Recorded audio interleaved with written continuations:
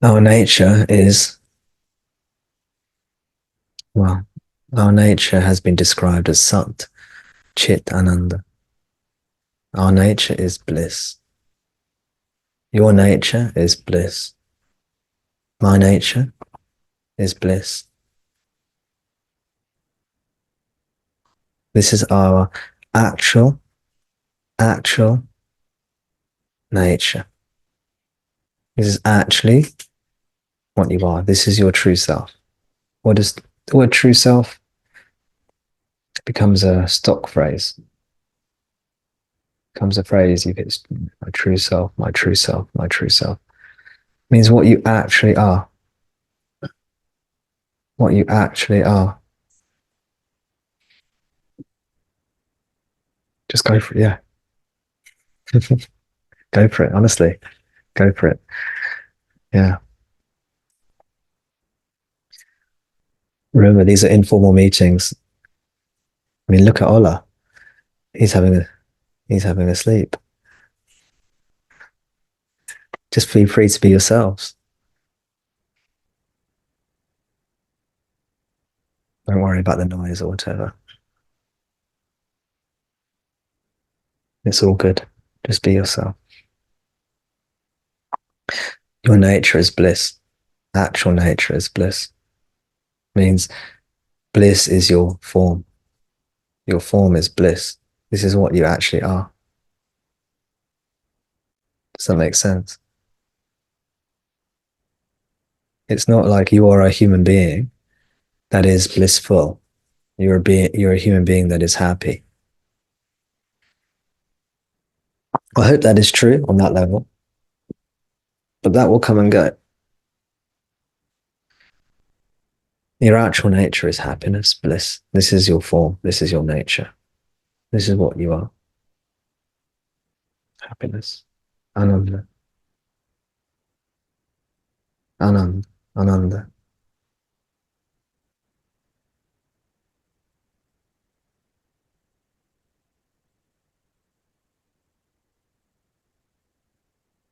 Your nature is free from suffering. This is another way of phrasing the same thing. What you actually are is free from suffering. So be still. Be happy, be free. Be yourself.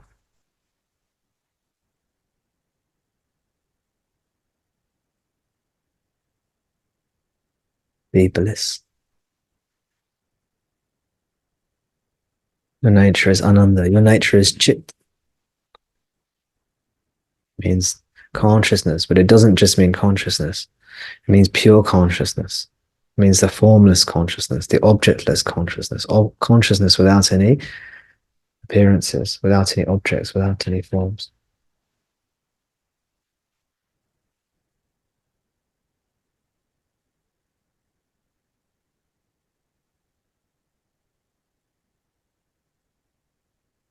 It means bliss.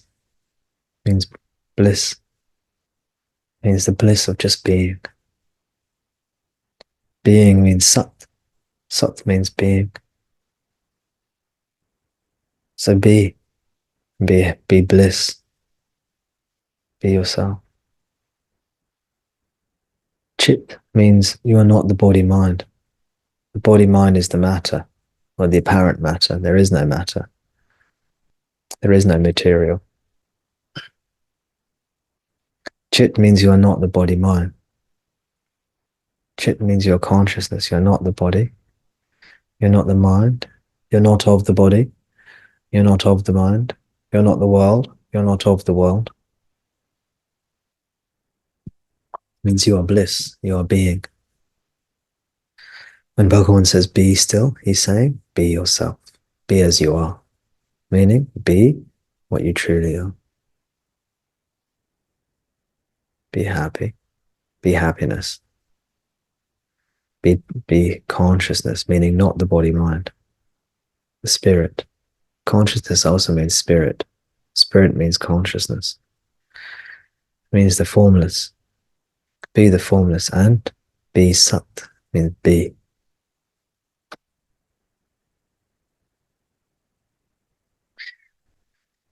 So we can use this mnemonic device. Mnemonic is a memory device. Sat Chit Ananda is a memory device to remind us of what we are.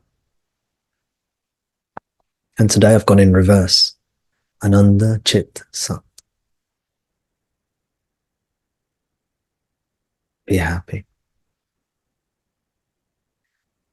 That's Ananda. Don't be the body mind. That's Chit. Be the consciousness, the isness. And then be, which is Sat.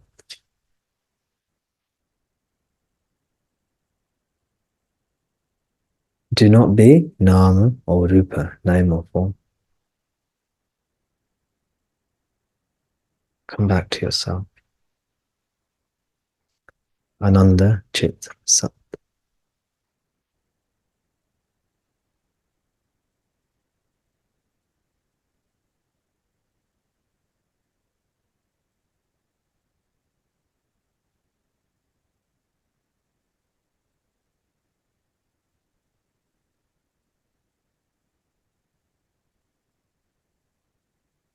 As long as there are thoughts,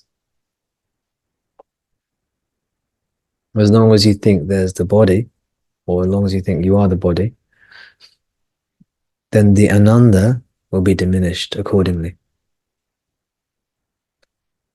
The more you're engaged with the body, the mind, the thoughts, the less you'll feel Ananda. The more you let go of the body, the mind, the thoughts, the more you'll feel happy. In truth, you are not a body mind that feels happy, but you are happiness without a body mind.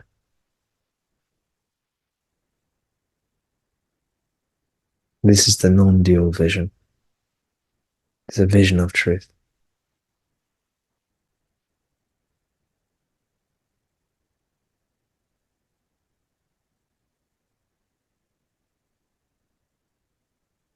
Let us for a few moments just allow ourselves to be what we truly are. Sat Chit Ananda. Being, consciousness, spirit, formless bliss.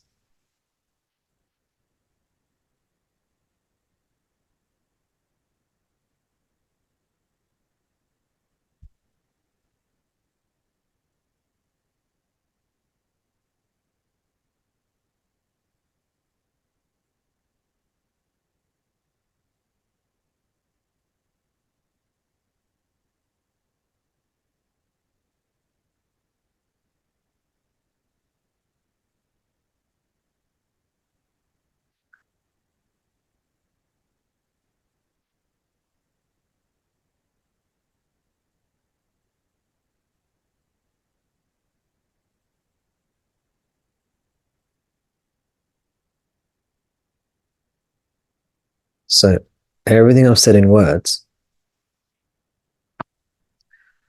if you just be still, the knowledge that I've given in words will naturally arise in you, non-verbally. The teaching I've given verbally, if you just be still, that teaching will arise non-verbally within you, without even if you have never heard the teaching. You will intuitively know this. The problem is, if you've never heard the teaching verbally, when you stop being still, the mind will come back and will reassert the view that you are a body-mind entity living in a world.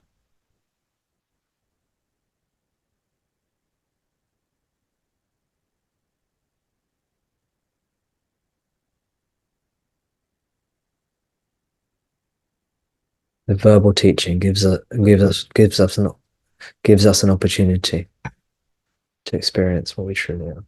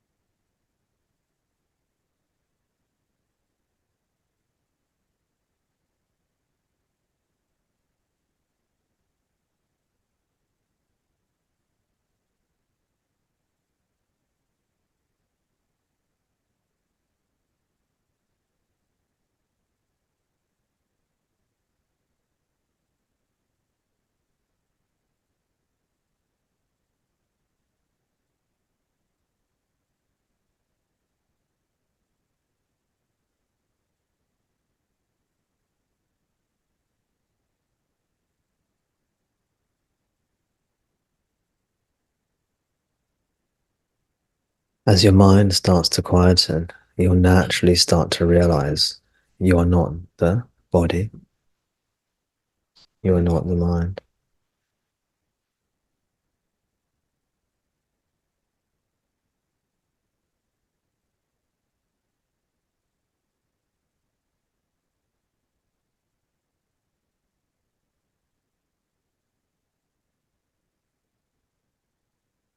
The wisdom or knowledge of what you are is self-arising.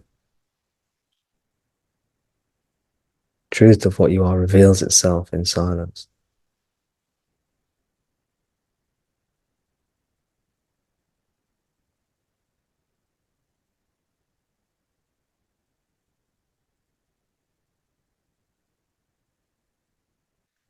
These teachings just come from that silence, come from that nothingness, that fullness.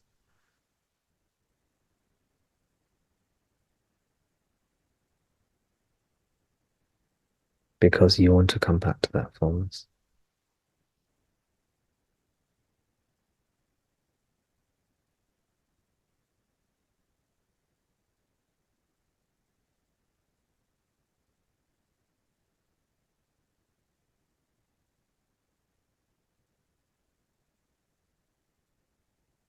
Questions and doubts only arise. Questions and doubts. If anyone has questions or doubts, they only arise because you think you're a body-mind. Questions and doubts only arise because you've lost touch with what you really are. You've gone into the thoughts.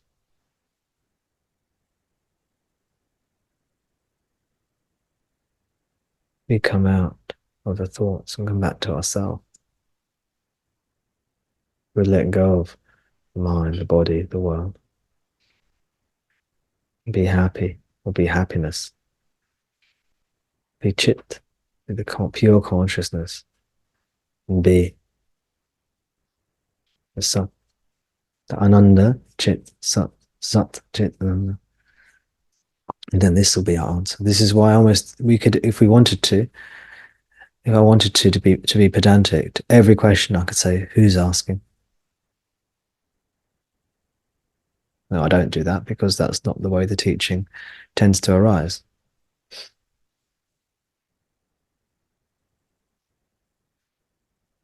Who's asking means you are not the mind. You are not the body. You are not the questioner. You are not the doubter. That's the mind. You have doubts? No, you don't. You have questions? No, you don't. The body mind has questions, not you. The body mind has doubts, not you. You've lost touch with who you are, apparently.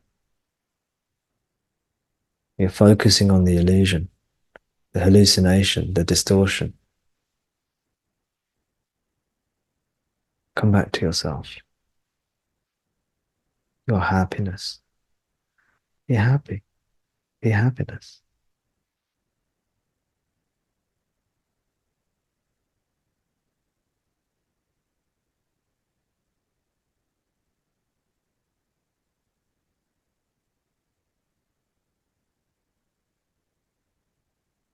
That's questions and doubts. That's questions and doubts. They're just for the mind. They only arise if you think you're the mind or the body mind. What about practices? We've dealt with questions and doubts. What about practices? All practices are also only for the body mind. How do I do this practice? How do I do that practice? That's the question. That's a doubt.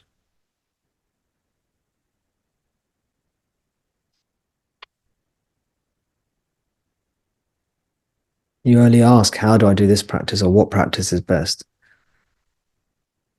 Which practice should I do? You only ask if because you think you're the body mind. It's another question. It's another doubt. How do I come to myself? How do I go back to myself? You only ask that question if you think you're the body mind. But is that what you are? This is why Bhagavan says, question the questioner, doubt the doubter, see the seer, know the knower.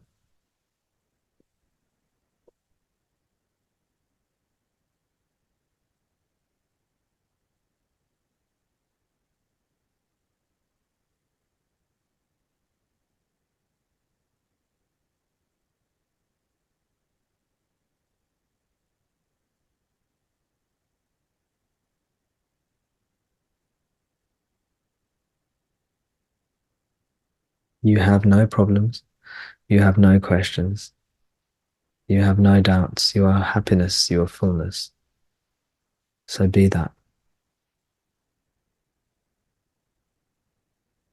When the mind comes along and says, how do I do this? What do I? This is the mind.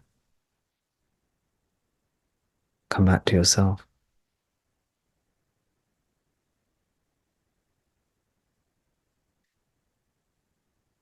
There is an instruction. We can say, let go of body, mind, world, and be happy, and come back to your beingness.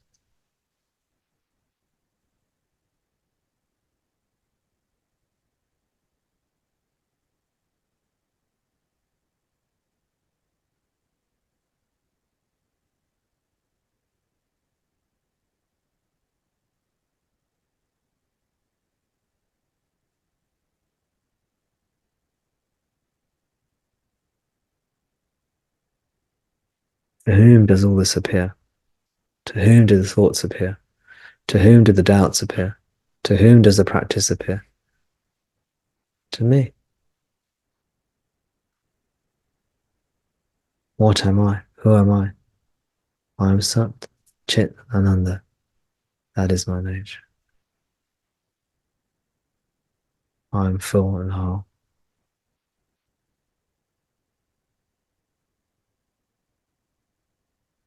I have no worries, no problems, no doubts. I'm beyond worry and doubt. Those are for the false illusion of the body mind. They're not for me.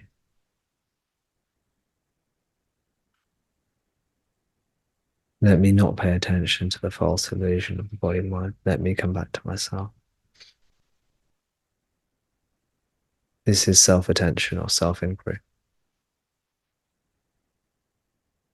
It is not attention in the normal sense. It's just being what you are, being yourself.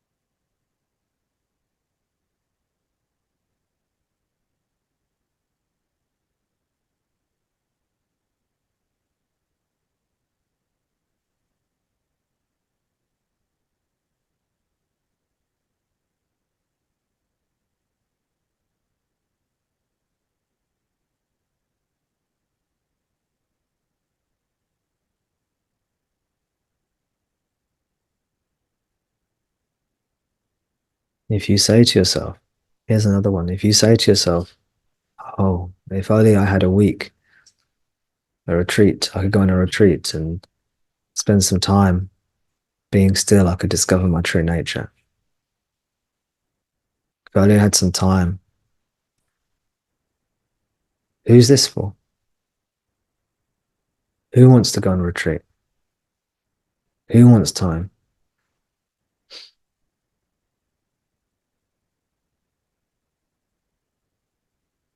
It's the body mind and its ideas. The ego. The body mind means ego. Ego is always creeping in, climbing back in through the back window, through the back door, claiming to be you, trying to be helpful, pretending to be helpful, I should say.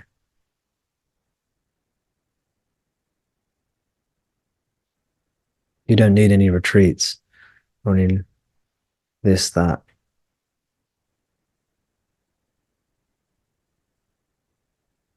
Tomorrow I'll realize the self. Tomorrow I'll realize that after a week, after a month, after a year, after 6 months, I'll realize the self.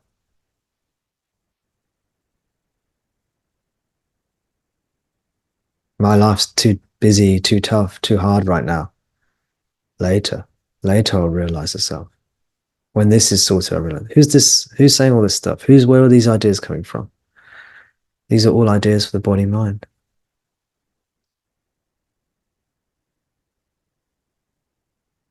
If you have to do anything, come to satsang. You don't have to travel. External satsang is here on Zoom or here in person. Internal satsang is wherever you want it to be.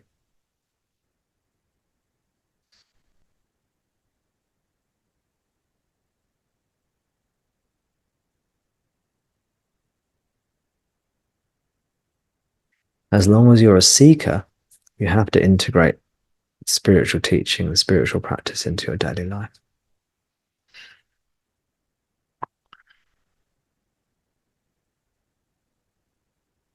But what you are is always here,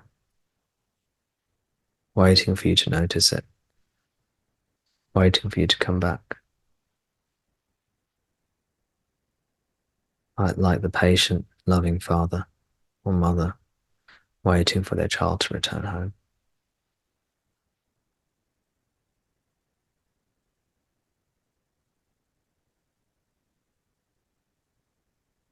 The self is waiting for you. Bhagavan is waiting for you.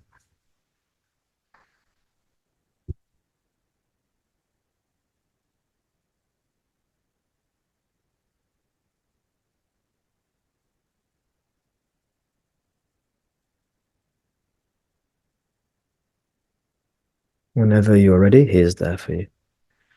You are there for you. He is there for you. You are there for you. Same, same.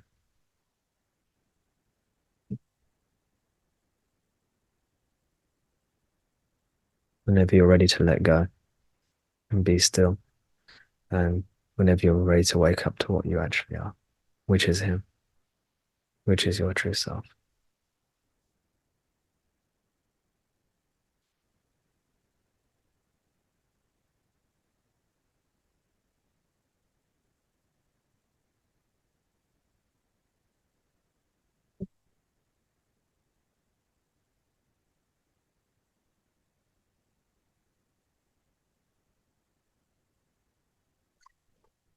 Summary of everything I've said.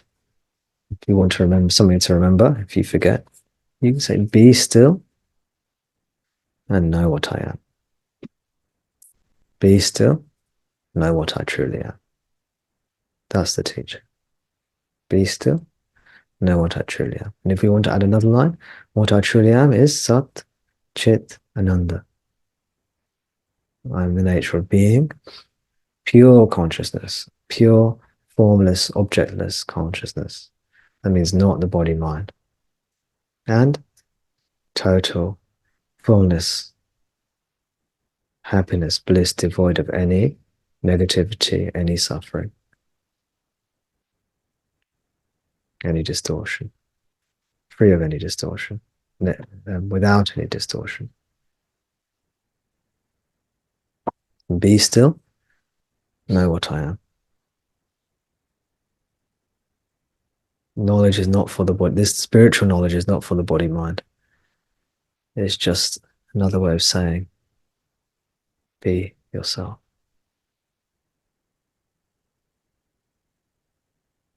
It is not knowledge for an entity. It is just your very own self. It is the nature of knowledge, or being, or consciousness.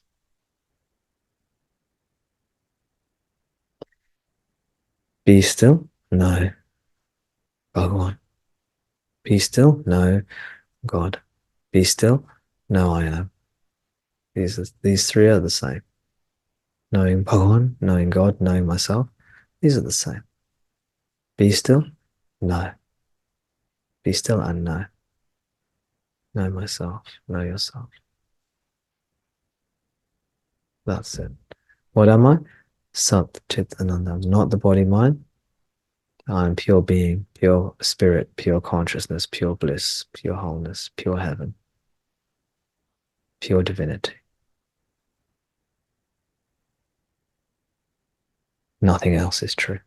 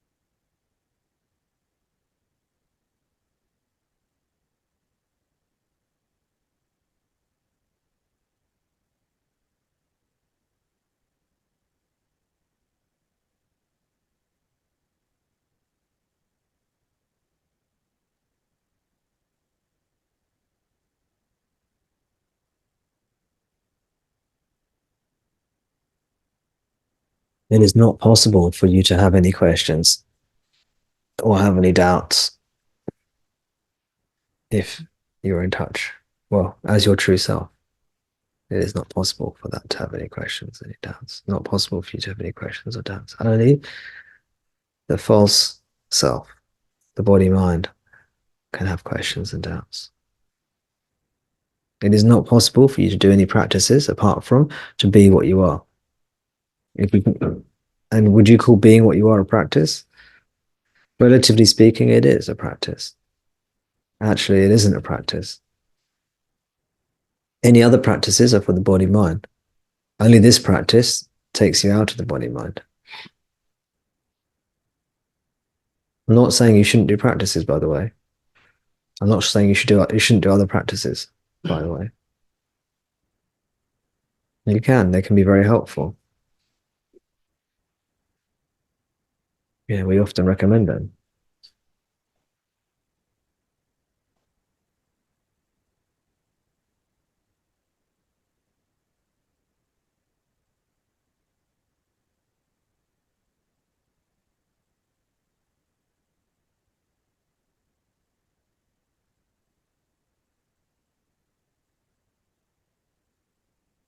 The more you engage with thoughts, the less happy you'll be. The less you engage with thoughts, happy you'll be. Happier you are, the more you're coming back to yourself. This is why we want to be happy. Because actually what we want is liberation.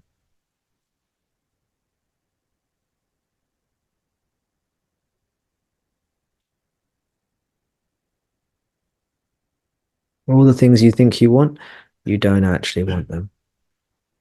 Think of the things you want, whatever it is. Those objects, those gross objects, those subtle objects, those things, those experiences.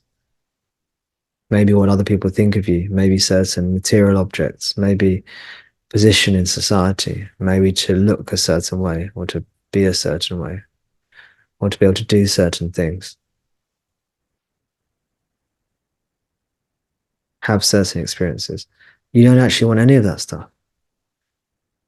No, the mind makes you think you do. You don't. You just want to be happy and full and free. Be yourself.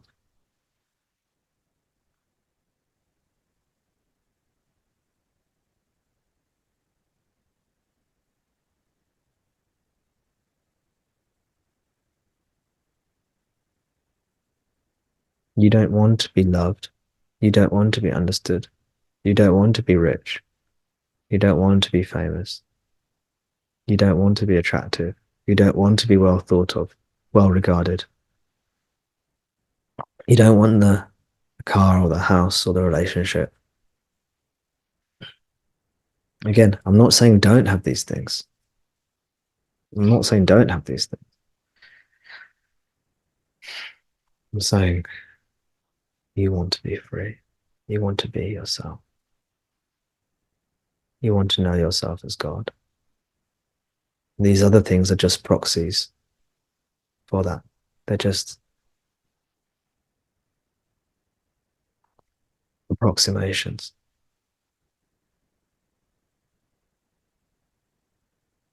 attempts to try and experience your true divine nature, consciously or unconsciously. This is what you're trying to do. You're trying to become one with God, one with Bhagavan, one with yourself. You're trying to know your own true nature. Be yourself. Come home. Just through distortion and delusion and ignorance, you're going the wrong way. Bhagavan gives us the map, the correct map to follow to find the treasure, not the dodgy map that takes us the wrong way and doesn't take us to the treasure. Even though it says it does, it doesn't. Bhagavan's teachings are a treasure map that guide us to the treasure.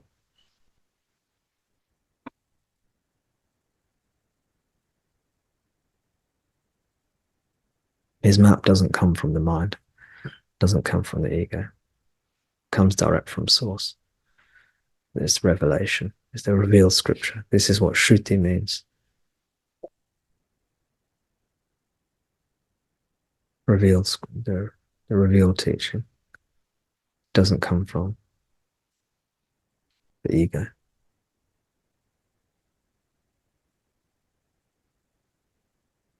This is the relative value within the dream, within Maya, of the teaching and the teacher.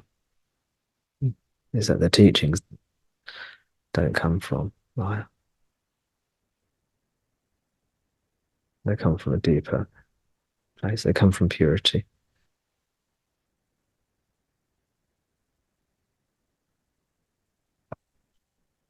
Okay.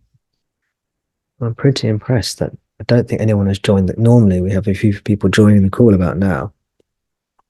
Oh, there were a few. Oh, well, welcome everyone. Oh, yes, there have been a few.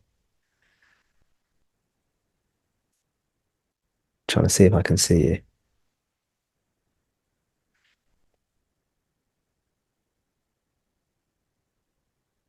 Reminder: the first Sunday of every month, we start an hour earlier for those of you who are able to attend an hour earlier.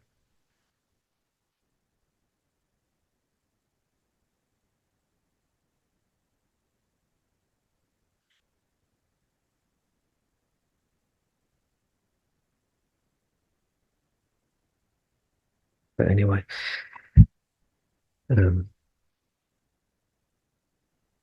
even if you can only attend an hour later, that's fine. It's just good you're here. Doesn't matter if you're late or if you have to leave early or anything like that. None of that matters. It's just good if you can make it. Yeah.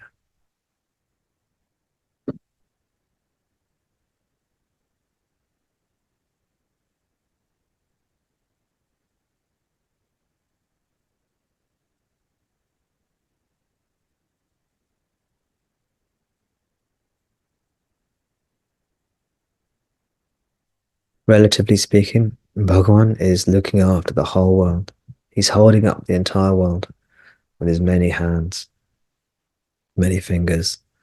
He's holding up the whole world and arranging the whole world. So you don't have to, relatively speaking.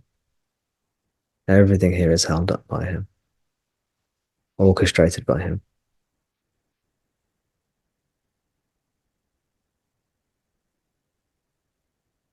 He has his finger in every pie. He's doing everything, sorting everything out.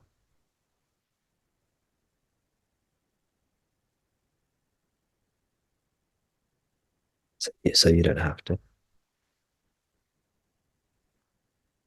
So this teaching is true, relatively speaking, and it's good if you're afraid.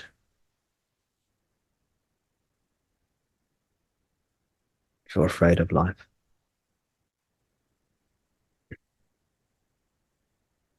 Very difficult to be still if you're afraid.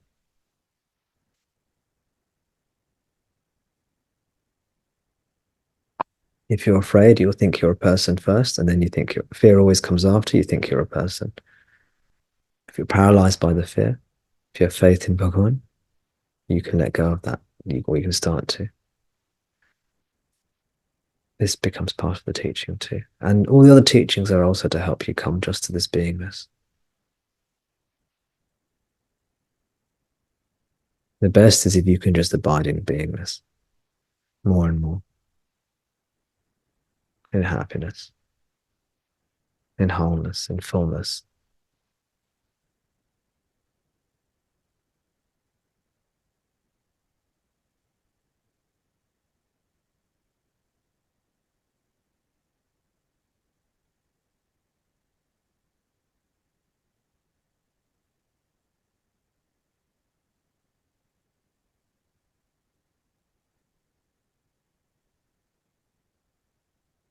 Now remember, Bhagavan said that our true nature is the same as deep sleep. If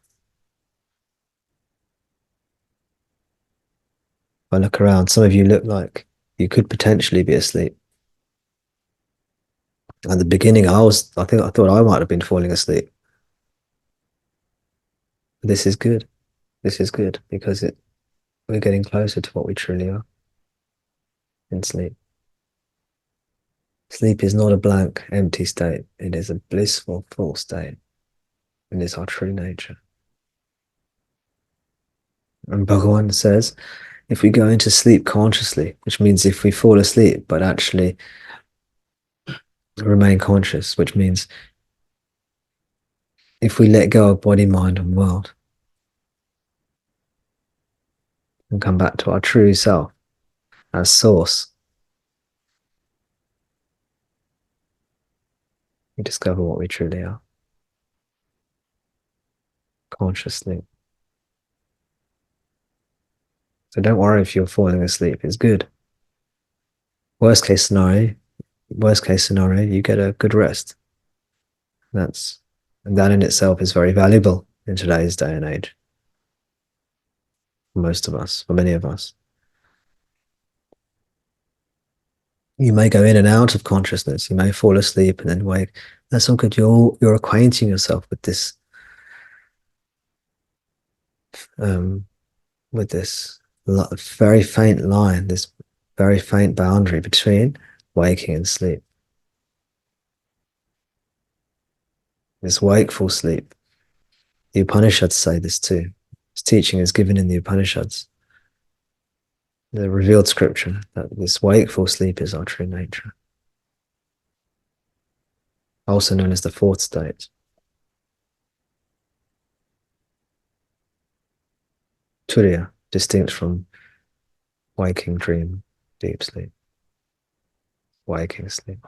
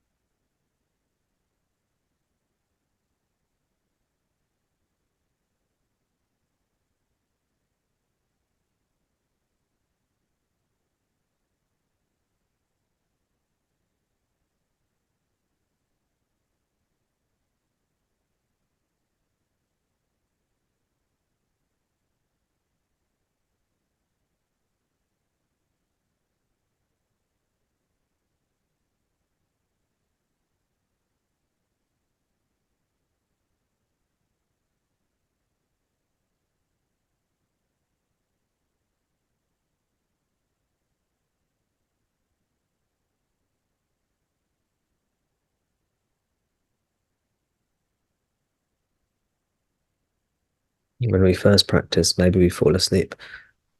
But with repeated practice,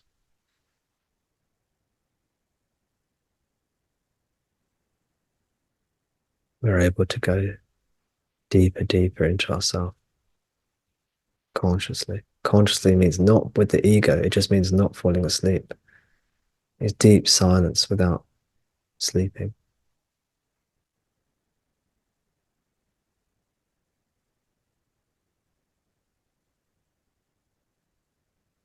When you first practice, the mind only knows waking or sleep.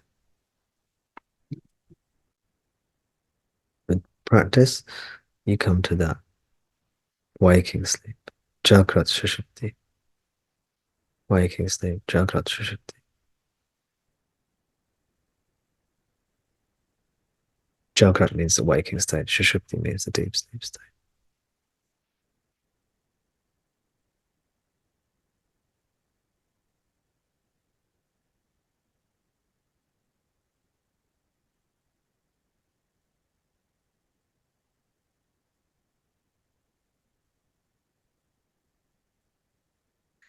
This is why sometimes, if we're going through a tough time in life, we think, oh, I just want to go to sleep. Just want to go to sleep. You might think, I want to go to sleep and never wake up.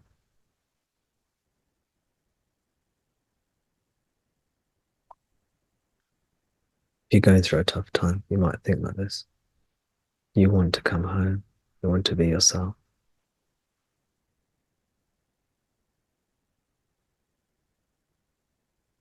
You want to be free from the suffering, the body, the mind, the world. Suffering. All of these things are suffering. Single thought is suffering. Single sensation is suffering. To let go of these and come back to yourself. This is the eternal way. This is how all the great sages attain realization. All the Buddhas, all the jnanis.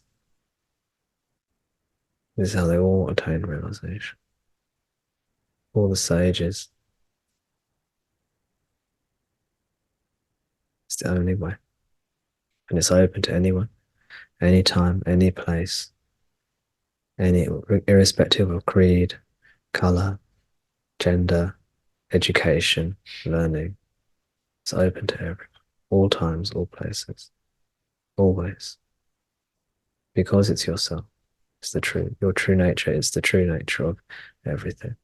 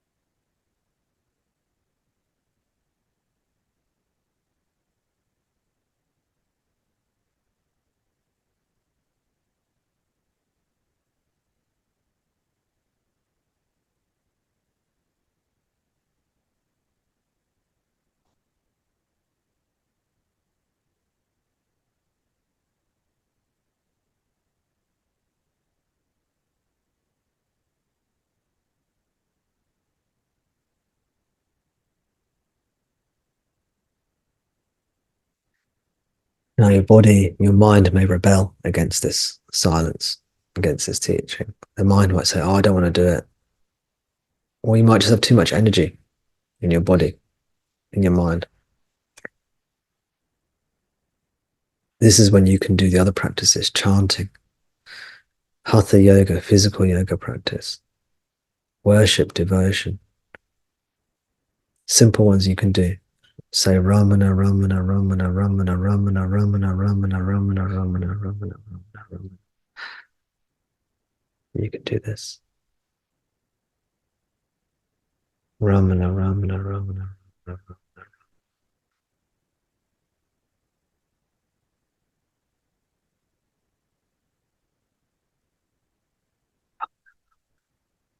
You can whisper it inwardly, outwardly.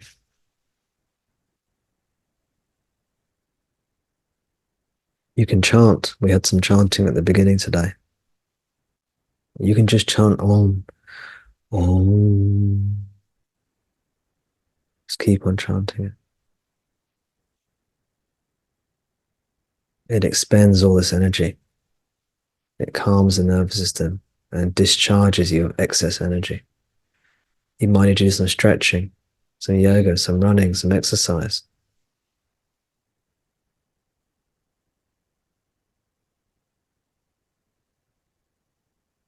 Find a spiritual practice that discharges the excess energy and makes you happy, centered, and calm. The exact spiritual practice that you like will vary from person to person, will vary from body mind to body mind. You have to find the ones that work for you. If you're sitting in silence or trying to sit in silence and it's difficult, try chanting for 20 minutes, 30 minutes, 10 minutes, 5 minutes.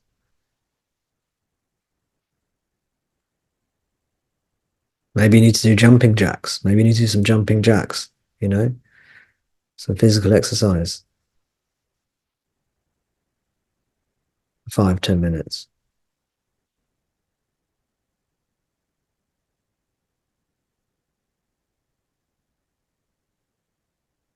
In a modern society, if you're working, if you're engaged with aspects of your life, then your body will be activated and alert, stimulated. That will be the way it works. That will be its modus operandi. So you need to find a way to calm the nervous system down so you can then start to perceive the self as your own being.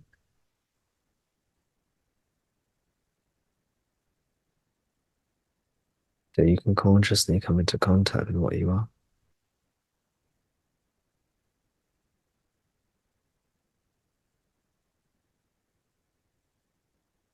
The mind might say, oh, I don't want to do this practice. I want to do something else instead. Try and find a way to trick the mind.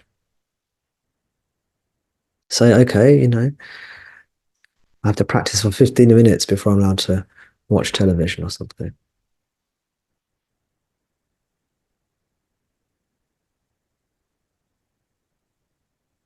Then hopefully you'll do the practice and you won't want to watch television or whatever it is. But even if you do watch television, at least you've done some of the practice.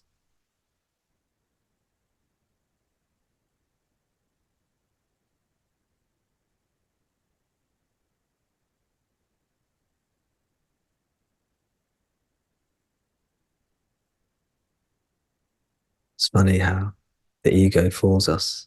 We value a TV program more than eternal life.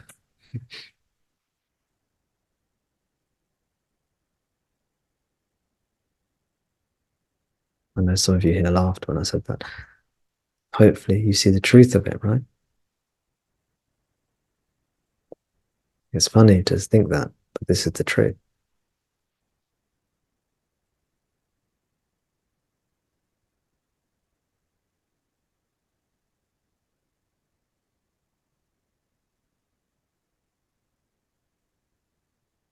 Eternal life, eternal bliss, eternal peace, eternal happiness, wholeness, end of confusion, doubt, sorrow, end of suffering, the end of all suffering in the entire world.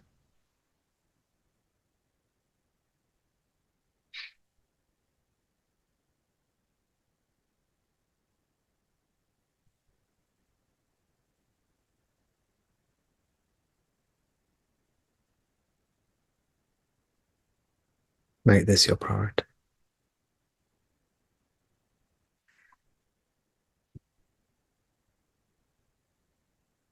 So, by all means, chant, do the mantras, do hatha yoga, do devotional practice.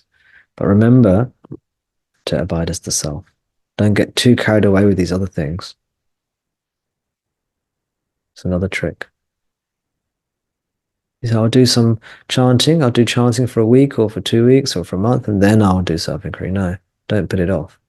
That's another trick to delay liberation.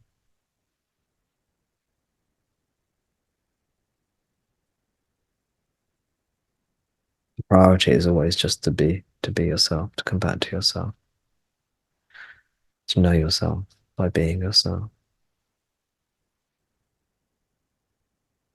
Maybe you have a question you're itching to ask, a doubt you want to be cleared. These are all tricks.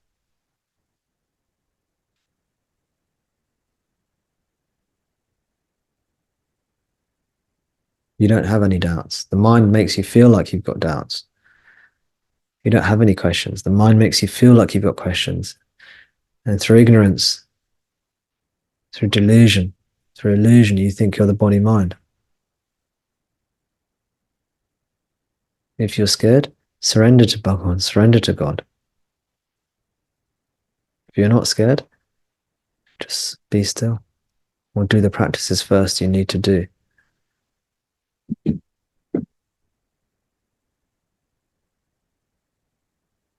Even if this teaching is not liberating, even if everything I'm saying is a load of rubbish, you will see this will make you much happier in your life, this teaching. It's a win-win. You experienced it? Yeah? Yeah. I know many of you have experienced it. It's a win-win. Even if even if what I'm saying is wrong, even if this is a load of rubbish, you'll find you'll be happier in your life. This teaching improves Maya, improves your experience of Maya, as well as promises to take you out of Maya.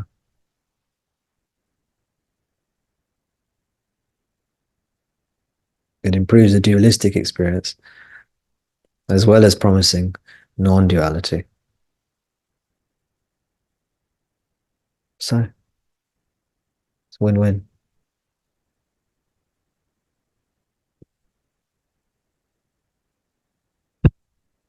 As you get happier and happier, You get more and more confirmation the teachings are working, and then all the synchronicities that start happening, all the other stuff, your faith will be increased.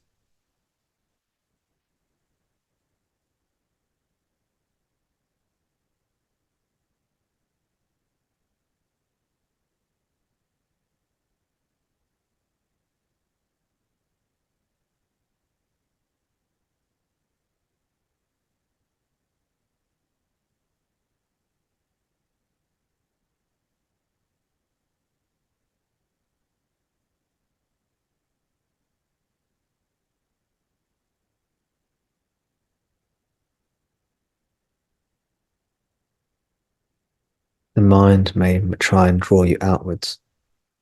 It will try and make you think about all these other things, all these other people, all these other things, all these other actions you've got to do, things you've got to do, issues.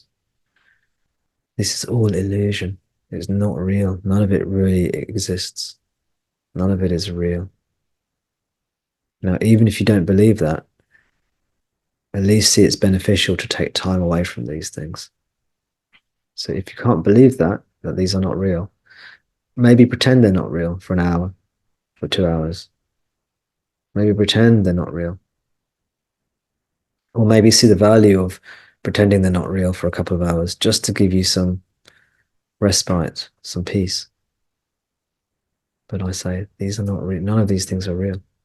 There are no other people outside of you. There are no other things. There are no even people. They're not even any things. The mind will try and generate like a computer program, like a computer simulation. The mind generates the belief in all these other things. Hypnotizes you into thinking that all these things you got to worry about. You don't need to worry about all these things. On that level, Bhagavan is looking after everything.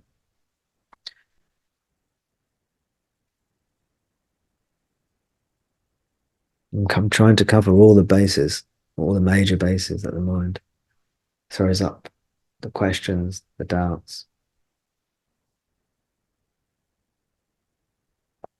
the energy, the energetic problems of not being able to be still, quiet. You're habitually used to being activated and energized as the mind and body. He practices to calm the mind and body.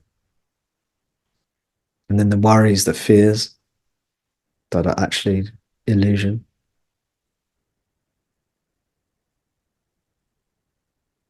And then the practical things that ego pretends to do, like, oh, I'll go, I'll wait, I won't do any practice. I'm going to go on a retreat next week or next month. Delays practice.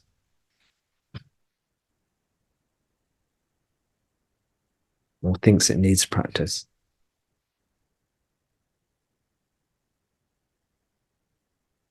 Who wants the practice? Who has the doubts? Who has the questions? This is what you should know. This is the truth. This is the treasure, is yourself. How to know yourself? Let go, body, mind, will, come back to being consciousness, bliss.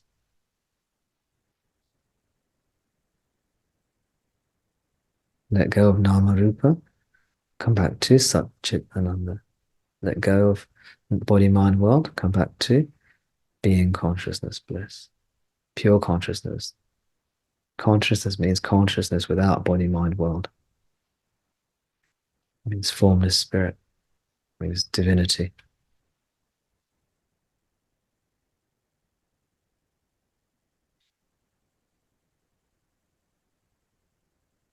If you have questions, don't entertain them.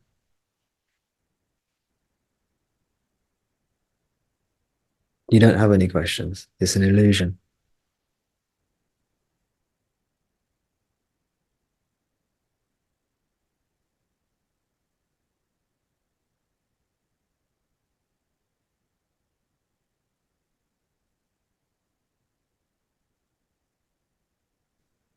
Remember in the text, Who am I? Which Bhagavan wrote, there was a question Is it possible? Is it possible that this teaching actually works? Is it possible that self-inquiry will lead to realization? Is it possible to actually quieten or silence the mind? Bhagavan's answer is, without even giving room to this question, you should keenly pursue the self-inquiry. Another time he was asked about turning away from objects and that wisdom. And he said, not allowing the thought to arise in the first place, turning away from the thought as soon as it arises, rather. Turning away from the thought as soon as it arises, before it's allowed to gather momentum and strength. This is the firm vairagya that is needed. Not to allow these seed thoughts to sprout and become strong. Uproot them whilst they are saplings, like weeding a garden. Don't allow the little snowball to accumulate into an avalanche of thoughts. Cut off the thoughts. Come back to yourself.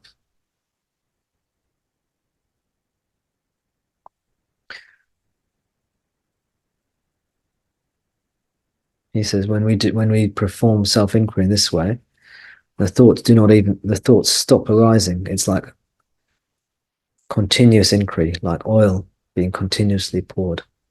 What a beautiful metaphor. Oil continuously being poured. When the thoughts no longer arise, it's just bliss, pouring into bliss.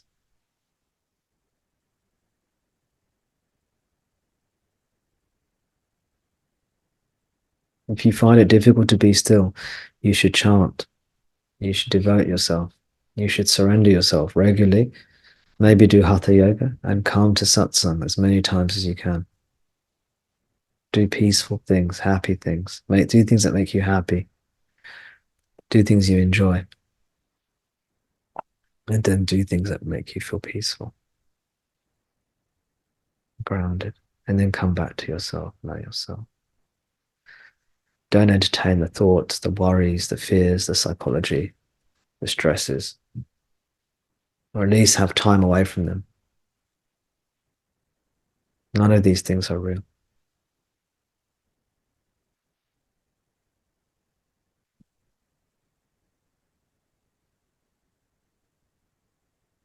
I'm repeating myself so these teachings stick in your minds. I'm not taking any questions, you noticed, today. So you can practice. If any of you have questions, I don't want you to follow the questions today.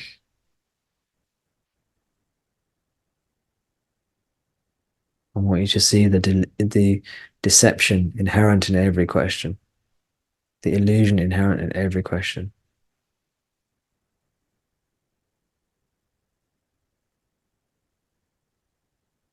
Questions are only for the ignorant, the unenlightened. And if you think you're ignorant or unenlightened, you're wrong. You say, oh, but I am ignorant, or I'm not enlightened. Well, then you're wrong. You've denied your true nature. You've denied Bhagavan in your heart. That is the blasphemy. That is the sin.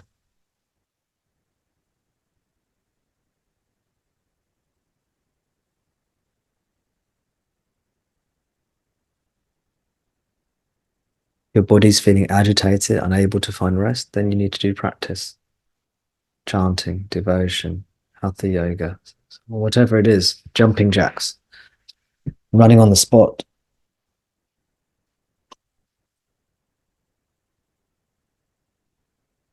You can chant Om. You can chant Ah. Ah. Doesn't have to be Om. If you don't like to chant Om, you can chant Ah. Doesn't matter. If you like to chant Om, you can chant Om. If you think it's a sacred syllable, you chant Om. If you don't think it's a sacred symbol, you can chant Om, or you can chant whatever you want. We're not too fussy about these things.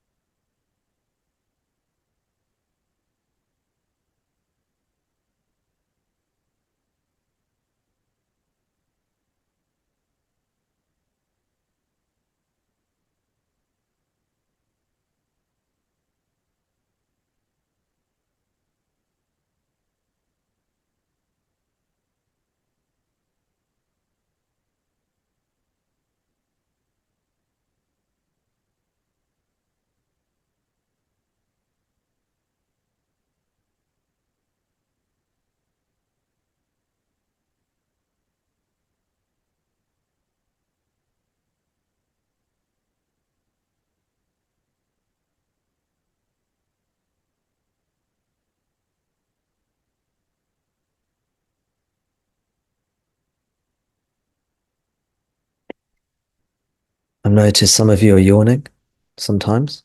This is really good. If you yawn, yawning can be very spiritual.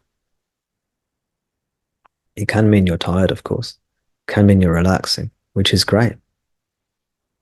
If you're yawning because you're tired, you're relaxing, that's great.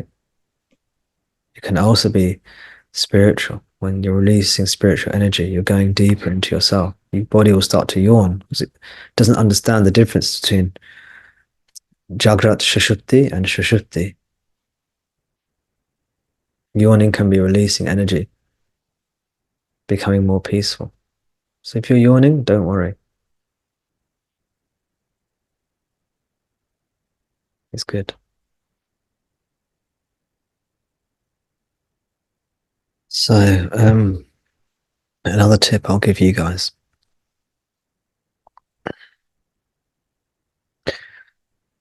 Let's take an example. If you have some children and they're really well rested, what happens to their energy level when they wake up? They have loads of energy. You have really well rested children. They're really well rested. When they wake up, they have loads of energy. Now, this can happen with self-inquiry meditation. You start meditating. You start attaining. You start becoming very peaceful, very happy. What happens? Your body becomes energized. And what happens? The mind starts whirring.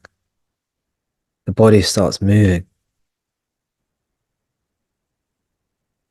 And you apparently lose a lot of the calm.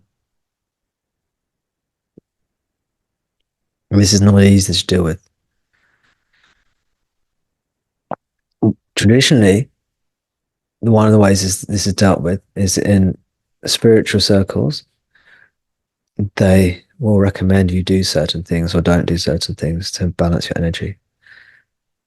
Why are religious people so obsessed with food and sleep? Why do they tell you how to eat and how much to sleep? What do they say? Do they say you should eat lots of food or starve yourself, or do they say you should balance, have not too much, not too little? And there's a whole range of answers to that question. But typically, many spiritual traditions will say, don't eat too much, don't eat too little. Kind of the middle way. Same with sleep. You don't want to sleep too much, you don't want to sleep too little.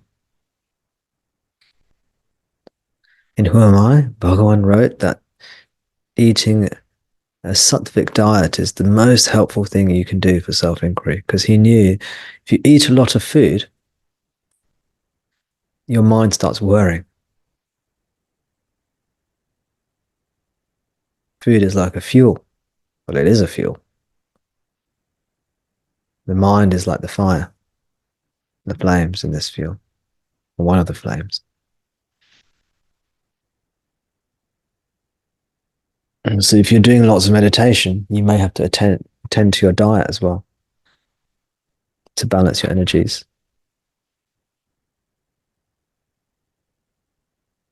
You just need to be aware that if you are starting to calm your mind and be happy, that there might be a rebound, excitement, and energy, and not to get too enthralled in that. Realize this is more illusion.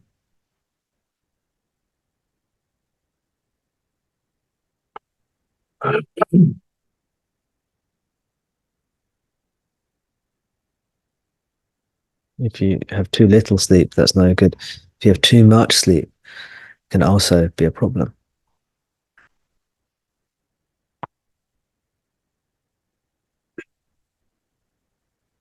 In some places, or for some people, they're getting too much sleep, and for other people, they're getting too little sleep.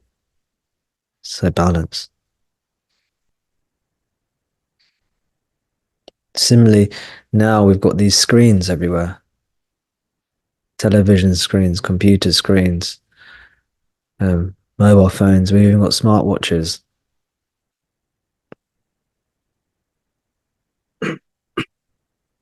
And these can be hypnotic.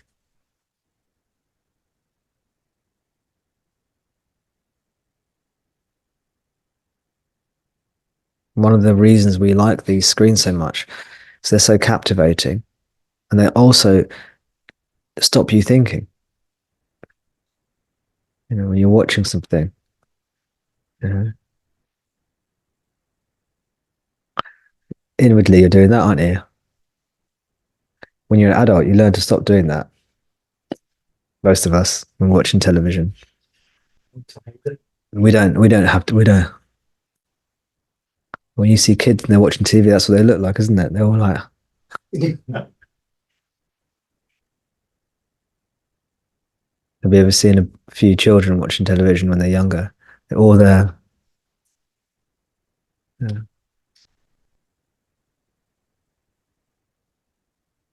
They're all there. For those of you just listening, it's just their mouths hung open, vacant gaze, vacant stare at the screen. Their minds are stupefied, and their senses are attracted to the screen. It's a simulation of meditation in many ways. One of the reasons we love television and things like this, and one of the reasons it's so harmful to us, is because it stops the thoughts. You don't have to think. Everything's been spoon-fed into you. It's like eating a meal, but you can sit on your hands and someone's feeding you. You go, and someone spoon feeds you. It's watching television, consuming this media is like. So it reduces the amount we have to think. We love that. It's actually bringing us home, closer to home. But I don't recommend it. It won't lead to liberation. It will lead you to watch more television. This becomes an addiction. And so these are the sorts of things we have to navigate. Energy levels, attractions, distractions.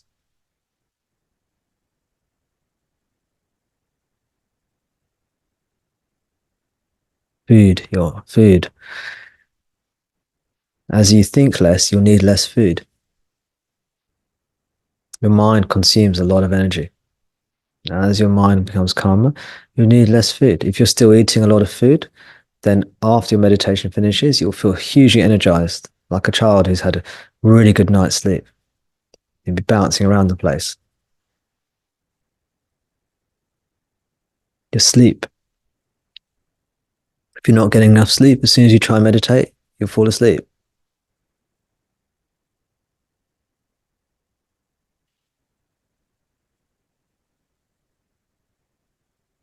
So your lifestyle, you'll have to maybe make changes to your lifestyle. The spiritual teacher is not trying to control your lifestyle. They don't care, about what you're eating, what you're drinking. They just give you the advice to help you with your self-inquiry. They're not trying to control your life. Like some organized religions seem to be like they're trying to control your life, tell you what to do. Yeah.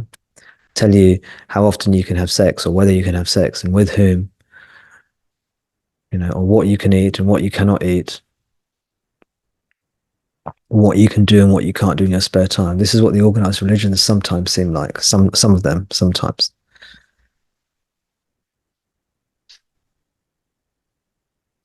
But the spiritual teacher or a true spiritual teaching will give you advice, not because it's trying to control you, it's trying to help you balance your energies. If a spiritual teaching says watch less TV, it's not trying to control you and tell you what to do, it's trying to help you.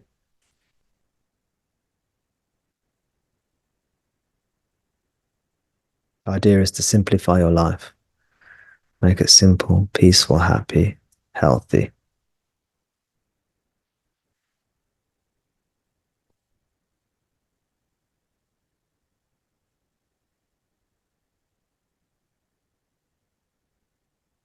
So simplify your life as much as you can. That's my advice. But you don't have to listen to me. You do it whatever, however you want to do it. Simplify your life. Are these things, are the things you're doing, are they serving you? Are they actually helping you, or are they just hindering you? Do you need to do them?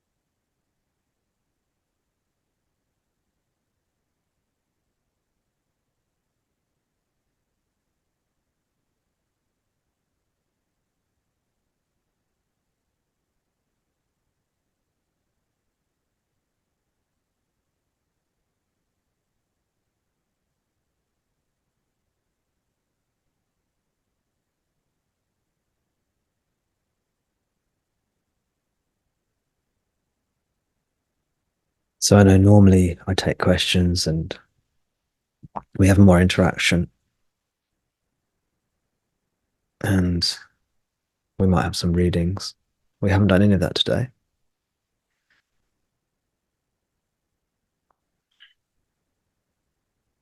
I haven't taken any questions today. No conversations today. Maybe if people do have questions, we could, and from today, we could talk about them on Thursday or on next Sunday. Today, I want you to see how these questions are of the mind. I've tried to give you some tools across a wide variety of areas.